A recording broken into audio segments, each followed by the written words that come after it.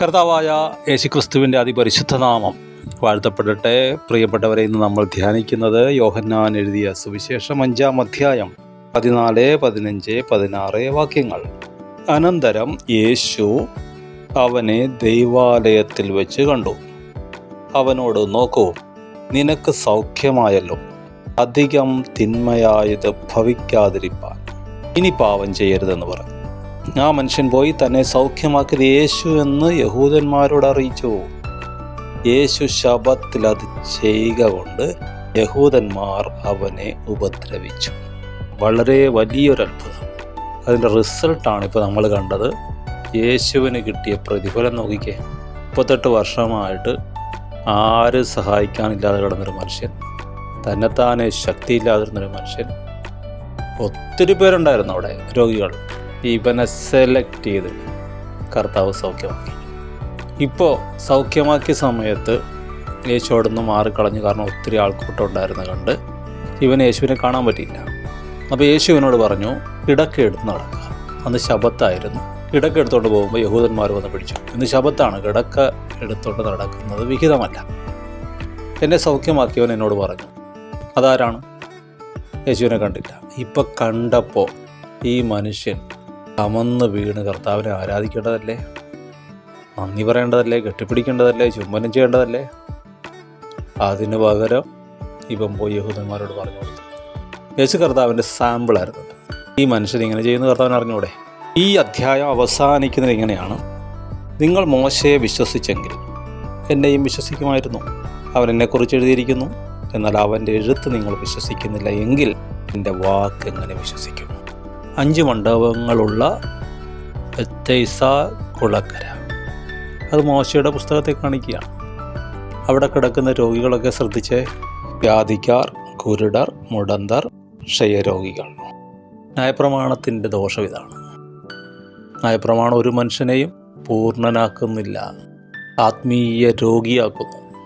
അത് പൂർത്തീകരിക്കാനാണ് യേശു കർത്താവ് വന്നത്. ആ പൂർത്തീകരണം അവൻ്റെ അരുളപ്പാടിലൂടെയാണ്. അതിനുവേണ്ടി ഒരു മനുഷ്യൻ ചെയ്യേണ്ടത് എന്താണ്? ചെയ്യേണ്ട കാര്യമാണ് യേശു പറഞ്ഞത്. 38 വർഷമായിട്ട് നിന്നെ ആരും സഹായിക്കാനില്ലായിരുന്നല്ലോ. പ്രമാണം നിന്നെ സഹായിച്ചില്ലല്ലോ. നിനക്ക് തന്നെത്താനെ ശക്തിയില്ലായിരുന്നല്ലോ ഇത് പാലിക്കാൻ. എൻ്റെ ഒരു വാക്കിനാൽ നീ സൗഖ്യമായില്ലേ?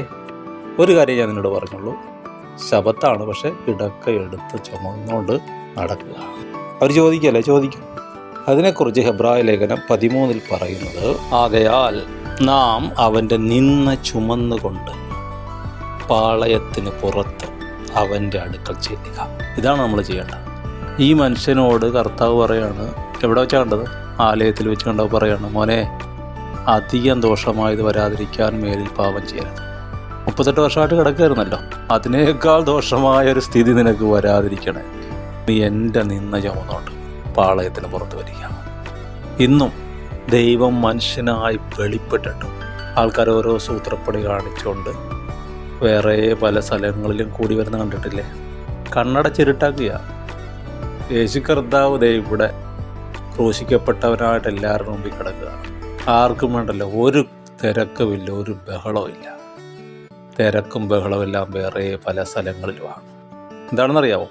ഉള്ളിൻ്റെ ഉള്ളിൽ അവർക്കറിയാം ഇതാണ് സത്യമെന്ന്. പക്ഷേ അവർ ദൈവത്താലുള്ള മാനത്തേക്കാൾ മനുഷ്യരാലുള്ള മാനത്തെ അന്വേഷിക്കുക.